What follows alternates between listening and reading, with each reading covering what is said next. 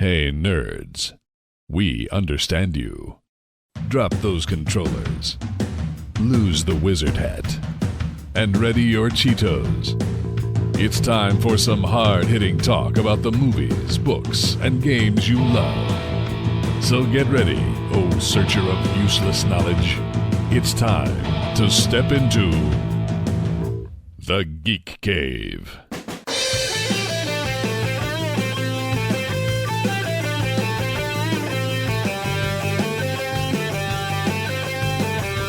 Now, broadcasting from a top secret and totally awesome hidden base, I'm Ken Harris, and here's Darrin Wright, Justin White, and Chad Savage. Welcome to another edition of Geek Cave Podcast Gaming. I'm Darrin.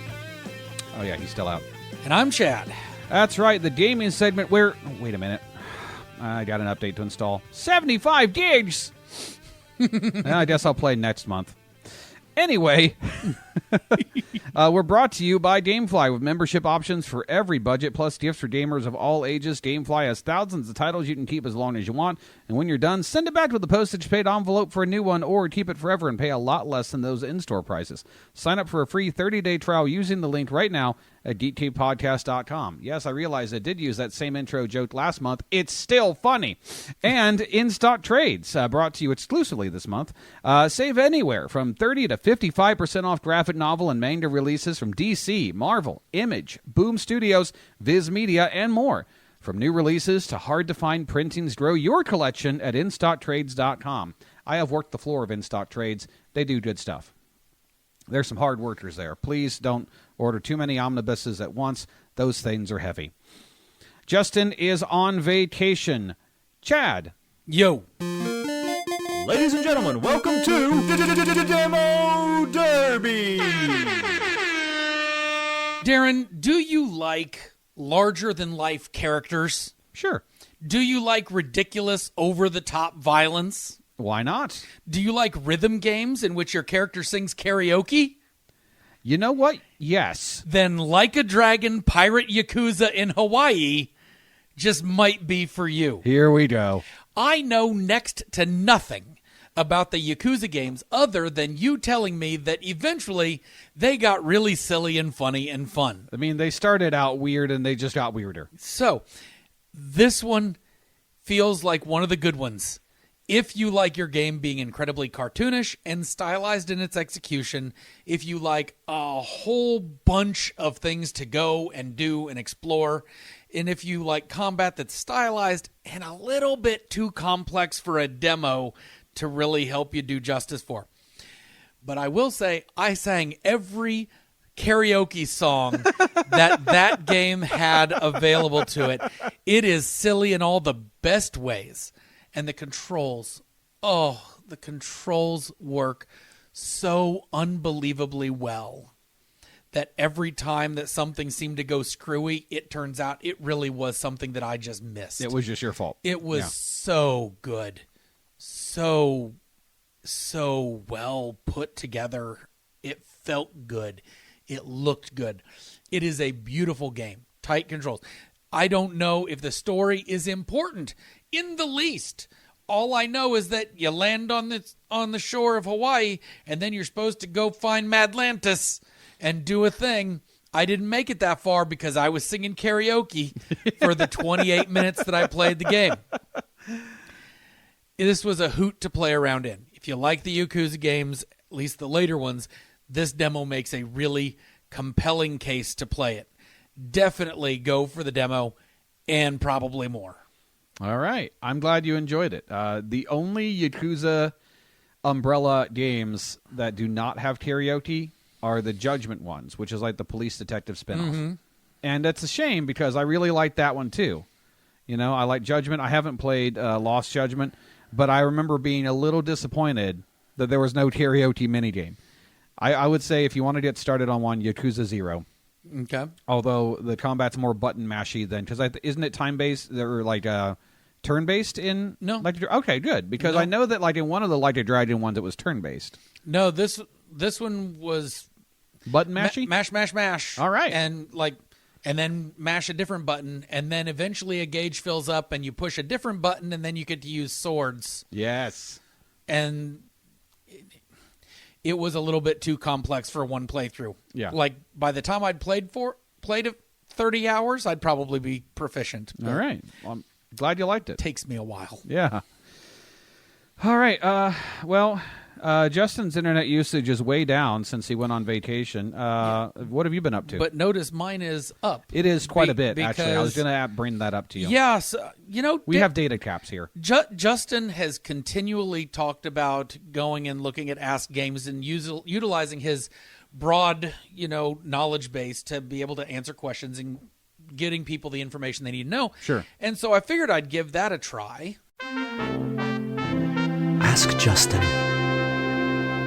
The Geek Cave podcast and its associates, including Justin, do not condone the advice given in this segment. So I went on to Reddit's Ask Games, and someone asked the question, what game should I buy between The Witcher 3 Wild Hunt and Grand Theft Auto 4, the complete edition? And so I'm thinking about this like, well, clearly you like wide open games that involve fighting either big monsters or gangsters. Really, what's between those two things? You should play Horizon Zero Dawn. I mean, that's technically the truth, which is the best kind of truth. Yeah, I don't have the same flair for things. Yeah. But No, I like it. That does kind of fall right between. Mm-hmm. Right between. I don't know if that was exactly what they were going for, but yeah. well, Yeah. Although if I had to pick, I'd do GTA 4. Yeah. I've tried The Witcher so many times. I bought it on sale when it was like $11, figuring I can hate a game for $11, and it turns out that is exactly what I can do. Yeah, I want to like it so much. I want to and they keep everything I read says you can start with 3. No, you cannot. Because by the time you get to 3, there are dozens of relationships that are in medias res, and you're locked into them. Yeah. So I guess you have to start at 1 and just deal with worse controls. 1 is pretty bad as far as like compared to the other 2. So I don't know. And 2 controls well, but I just can't. It can't hook me. I've played 2 3 times, and I've gotten to the same point 3 times, and then I've decided I want to do literally anything else 3 times. Mm-hmm. So, well, that stinks. Yeah, but such as it is. Got anything else? Yeah. So, I'm a fan of D&D. Most of my friend group is. Yep. For everyone listening in, Wizards of the Coast just released a new rule set late last year. Now, use it or don't, I wanted to learn a bit more about the monsters in this newest iteration, so buckle up for a monster minute or more. Hags. Those evil grandmas of misfortune. They existed back in, D&D 2014, and they're back in 2024, being from the tradition of the Evil Queen, or Madame Mim, or Ursula, the Sea Witch. These beings delight in chaos and revel in the tragedy and misfortune of others. They're real Schadenfreude Frauleins, is what I'm going to go with. I liked that. Yeah. Now, in 2014, these creatures were absolutely a threat to any low-level party. And a night hag could be a threat to even a mid-level party because of their etherealness. Basically, they could enter the ethereal plane and just nope off. Yep. Well, it made a decent recurring villain if you played it really, really well. In 2024, we get introduced to the Arch Hag. Now, you've DM'd. Yes. I've DM'd. I'm going to play this. Hear this as a DM first. Okay, all right. And a player second, because I want you excited, not terrified. Okay. The Arch Hag, a true villain of excellence that exists to make the party's life a recurring and living nightmare. It comes in at a staggering CR 21. Oh. They not only have legendary resistances and a boatload of spells that can be cast without any kind of material components, they average 333 hit points, and they cannot be killed without fulfilling a certain condition. This is easily my favorite addition to this enemy. So you know how a lich has its phylactery. You know, that's where it keeps its heart. You have to destroy the phylactery in order to kill the lich. A hag has a particular weakness called its anathema. And the anathema won't kill it, but if the hag hits 0 hit points within 30 feet of its anathema, then it will die. Each archhag is different. Their anathema is tied to some fateful encounter they had in the past. What are some examples? Well, I'm glad you asked. The monster manual gives 10. Here are my favorites. The bones of an archhag's first love. One of the hag's missing teeth. Snow from the top of Mount Celestia. Or the multiverse's worst pun. Ooh. I like that. And so the idea is like it makes them vulnerable to death. Otherwise, you kill it and it dies, and then you go off somewhere and it just comes back to life. Yep. Oh. To haunt the party again. We killed you. Ha ha! I left my sock at home. Now, they have some special version of Counterspell as one of these things that they can use that will not only stop your spell, but your spellcaster also now has to make a saving throw. Oh. Not just, I'm going to cast, it's going to use Counterspell and your fireball doesn't go off. Now you need to make a wisdom save. If you fail, you're cursed until the end of your next turn. You cannot cast a spell with a verbal component, and anything you say out loud comes out the opposite of what you mean. That's genius. And that's not even getting into the layers. Those are not great for the party. If they're within a mile, they take a 1d10 penalty whenever they try to influence somebody.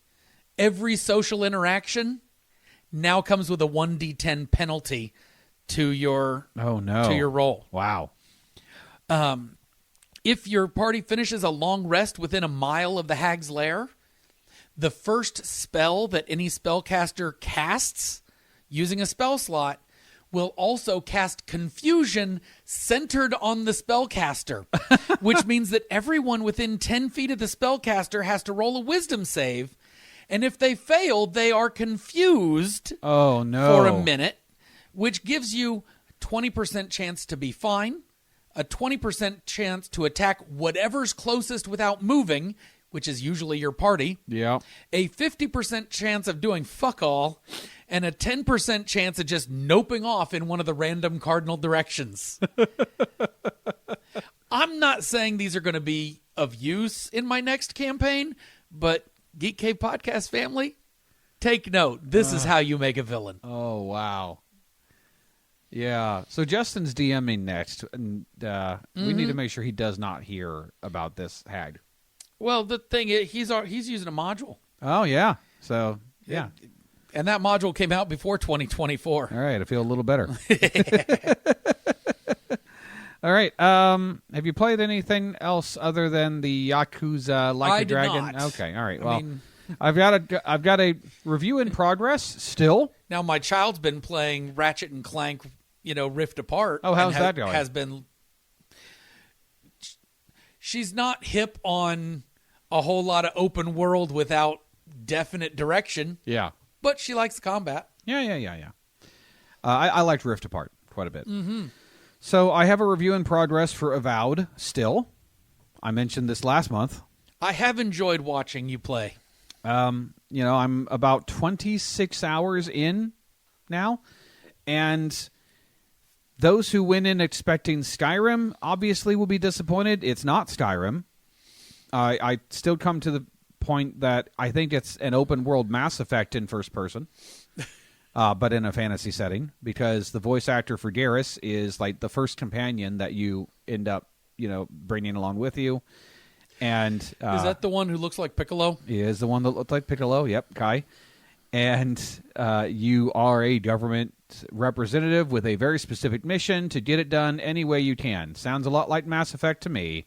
Mm-hmm. Also made by BioWare. Sounds a lot like Mass Effect to me. It's fun. I mean, is it deep? No. Do I find myself wandering in random directions just to fill out the map, and now I've got way too many side quests? Yes. That's why I have just now left the second major area of the game. Wow. With probably 4 more at least to go, and I am 27 or so hours in. But what that ultimately means is that I've been enjoying myself, because I sit down, I play for a couple hours, and not once have I thought to myself, I really just want to get through this and finish up so I can focus on something else. I am making myself focus on other things so I can have other things to talk about. Yeah. But I keep coming back to it.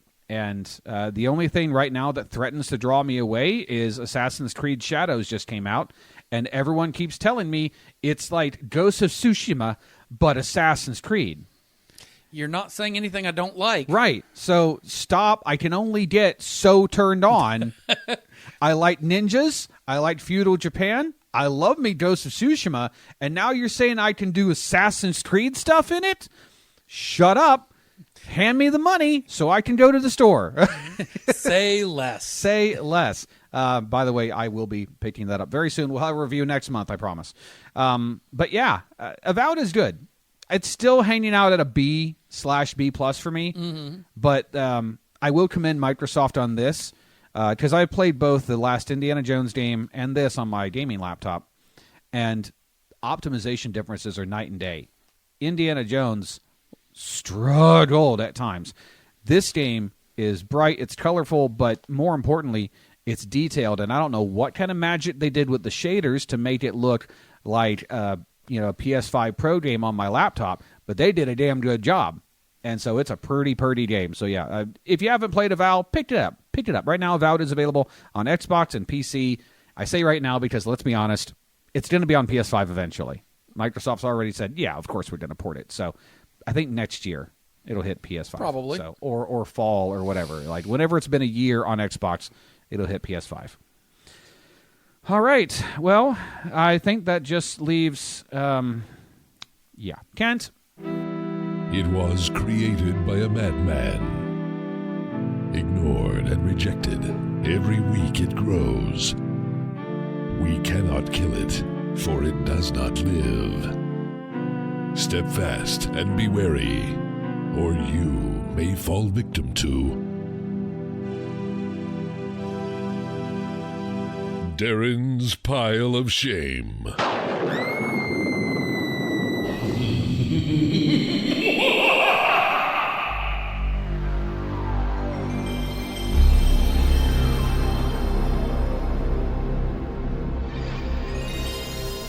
Welcome back to the year of PlayStation, where every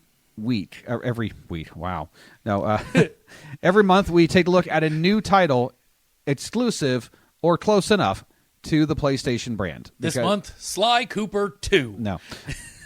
I did like Sly 1. Sly Cooper 2's better. I've heard, and I look forward to trying it. But, we're doing, because the PS1 turns 30 this year. And, man, I keep coming back to how Nintendo created their own arch nemesis, and how I just wonder what things would have looked like if Nintendo had not stabbed Sony in the back at E3. How much different things could have been. But that's for another day. This PlayStation's 30, God of War's 20. Yeah. Well, today we are looking at a game that sold like gangbusters but never got a sequel. A game that sold really, really well, was published by Square Enix, and the chief reason people bought it was not to play it. It was to play the demo that was bundled with it. Final Fantasy VIII demo was bundled with Brave Fencer Musashi, an action RPG with very anime stylings and sensibilities. And as a kid, I played a little bit of this game on a demo disc that came with like PlayStation Magazine, And I thought, hey, that was really fun. I should pick that up. I never bought it. I ended up buying Final Fantasy VIII on its own. Long story. I love it. It's my favorite Final Fantasy. Go fuck yourself. But as far as Brave Fencer Musashi goes, for years I've tried to find a copy of this game. And the cheapest copy I could find was like $150. because it's out of print, and Square Enix pretends it doesn't exist. And I don't know why. I didn't know why until this past month when I found a means to play Brave Fencer Musashi. Strap in. If you liked Brave Fencer Musashi, let me just go ahead and give you the TLDR. I'm sorry. But there are flashes of greatness here. Okay, so it starts in media res. There is an invasion of the all-you-can-eat kingdom. All-you-can-eat, one word, kingdom. Where, and there's food puns throughout, where the princess needs to summon the great legendary hero Musashi. And so, like, her advisors are all, like, telling her, come on, you can do it. And she's like, I'm just a kid. This is my first time, more or less. And so she summons, and sure enough, it's someone named Musashi, but it's a child. And it's a child with 90s attitude. You know the kind. You know the kind. Like, hey, old geezer, what's going on? Where am I? No, not teenagers. Yeah. Yeah. Soon the princess is kidnapped by another food pun kingdom. And, you know, Musashi, who may or may not be the legendary hero, has to go on this quest, which has a little bit of Zelda and a little bit of RNG and a whole lot of, dear God, zoom the camera out 5 feet. That's all I want. Now, the first level is pretty simple. You know, like, you know exactly where to go. You fight this giant steampunk robot. You climb this tower. You evade lasers, and you hit the switches, and you get the sword that allows you to do special things, and it's great. And the bulk of the game is there's like 40-ish civilians that have been captured into these little gems, the crystals, and you got to hit the crystal with your sword a certain way, and it frees a person, and da-da-da-da-da, you're doing great. You need to find 5 scrolls that'll help you get all the powers of the legendary Brave Fencer Musashi so you can save the princess. Graphically, it holds up okay. I mean, it's a PS1 game. Mm-hmm. But, like, it's a cartoony-ish PS1 game, so it's not that bad, you know? And the combat, I will say this, combat's pretty good. You know, it's a little bit button mashy. Your square does a normal attack, triangle does, like, a heavy slash, or other attacks depending on what you've got equipped. Circle does nothing. X jumps. Well, I should back up. Circle does something depending on what you do. See, your weapon has the ability to assimilate bad guy powers. So, like, if you hold the right shoulder button long enough to charge this meter up, and I say long enough because enemies will attack you, hold it long enough to charge it up, and then throw your sword, and then tap a button rapidly, you should get another enemy's powers. You can only have one at a time. So, like, sometimes it's like being able to shoot a gun. Just a gun. Sometimes it's the ability to make yourself feel full. Basically, you generate a feast and your magic power is replenished. Sometimes it's completely useless because there's one, I think it was like a mushroom guy I assimilated, and it made my character fall asleep. And he just couldn't really do anything for not 4 minutes, but like it felt like 4 minutes. Just wandering around, unable to attack, dead on his feet. More on the sleeping thing in a moment. There was another ability that was hop, which is really good when you are hopping over these spiky vines and so on and so forth. The abilities are cool, and there's a lot of variety. The problem is it suffers from 90s developeritis in that they don't want you to beat this game during a rental period, back when we had game rentals. Right. Other than Gamefly. Shout out to Gamefly. And so the game has not an insane difficulty, but more a complete obtuseness about it, where they tell you, hey, you need to go and save the people. Okay, cool. Where do I go? Well, just go. Oh, great, cool.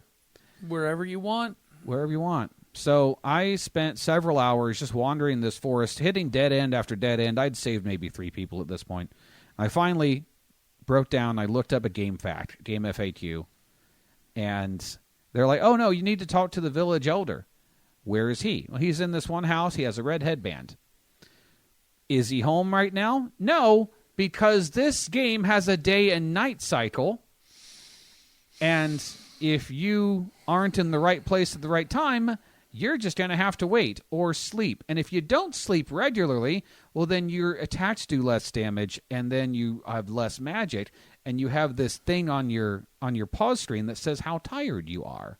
And if you get to 100% tired, no matter where you are, you're just going to fall over and sleep. Hope you're not in combat. Yeah. I did actually use that a little bit to my advantage because there's a button to sleep. So I would just, as soon as I cleared out an area, I just take a little nap. Get a little bit of health back, and then away I go. And, this went on for a few days until I finally was able to track the elder down, and he's like, nah, go talk to the guy that we've got in stocks at the edge of the village. He seems reasonable. Turns out that guy's a thief. He sends you to go get his dog. He says, please don't hurt my dog. Do you know the same button to pick up an animal or a person is also the button you use to attack? That seems somehow counterintuitive. Yeah, so I'm jumping across these lily pads, and one problem with the controls is that they want a lot more precision for your platforming than a game released in 1997 should be asking for. But I digress. I do eventually... Oh, every time you fall in the water, you lose 14 hit points. Just FYI. How do I know that? Repetition. That'll teach you. I made it to the dog, and I try to pick it up, and then it's like, you did 37 damage to the dog because I hit it with my sword. Same button to pick it up. I do eventually get it picked up. I bring it back to the guy, and he's like, he's got some streaks on him. Yeah, no shit. Maybe you shouldn't get yourself arrested when you've got something that depends on you. Anyway, eventually he gives me a quest to get up this mountainside so I can create a raft and ride right back down the mountainside to find treasure. I forget. I had a little bit of a headache at this point. This is where I quit the game.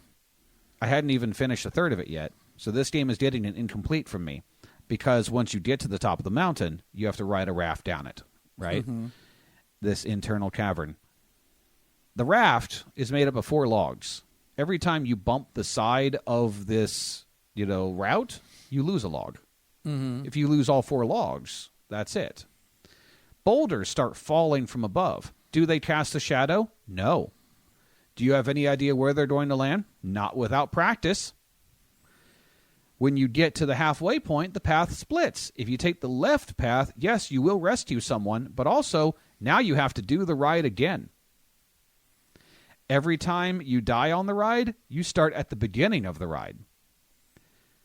Rescue the person after dying several times, climb all the way back up the mountain. A good 5-10 minutes. Back on the raft. Killed by a boulder. Back on the raft. Ran into the wall. Back on the raft. I take a right this time at the place where the path splits. And there's guys that are like throwing spears and stuff at me. I wasn't ready for this. I had half of my raft left. Then I had none of my raft left. And I'm thinking, okay, I had not died after the halfway point before. And that was very clearly the halfway point. So surely they wouldn't put me, they put me all the way back at the beginning. Mm-hmm. That was when I turned off my Steam Deck. I set it down, and I started playing Avowed again. Altogether better game. I wanted so much to like Brave Fencer Musashi, and I liked the humor, and I liked some of the ideas. Mm-hmm. Mm-hmm. And I think that a remake would do it so well. I think that they could fix a lot of things in a remake if they were to do that. But as it stands, yeah, I see why Brave Fencer Musashi isn't talked about a lot. It's a hard game at points. Mostly it's fine, but when the difficulty ramps up, it's like they took what I would assume would be like a 10 to 14-year-old kid at the time playing this game when it was released and went harder. So this was a PS1 title, PS1 right? title, yes. Okay, so I played a Musashi game. But I played one on PS2. You played the sequel. Dude with like hair that streams way the heck out, and you can study and learn moves to use. In the sequel, yes. Yeah, that's the one I played. How'd you like that one? I didn't. Uh-huh.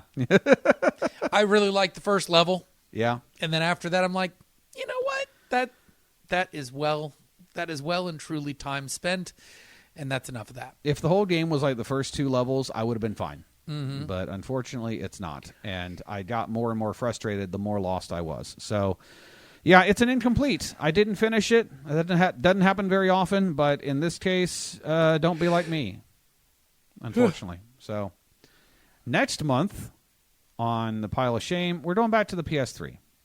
We're going to a franchise that was forgotten because the publisher became so successful they moved on to other things, such as Ghost of Tsushima. We're going to Infamous. Oh, I love Infamous. Yeah, well, we'll see how it holds up next month. It doesn't, but 5 games, and I enjoyed every single one of them. Big thank you to our sponsors, as always, Gamefly, and this month, In Stock Trades. And, of course, check us out at geekcavepodcast.com. You can find all of our podcasts, including You Want Me to Watch What and Week 3. You can find links to our YouTube channel for our video content, for our Twitch channel. You can find details on Extra Life. And you can find a link to our Discord and chat with us. So, for Kent, Justin, and Chad, I'm Darren. I'm loading. And remember, everyone is a geek for something.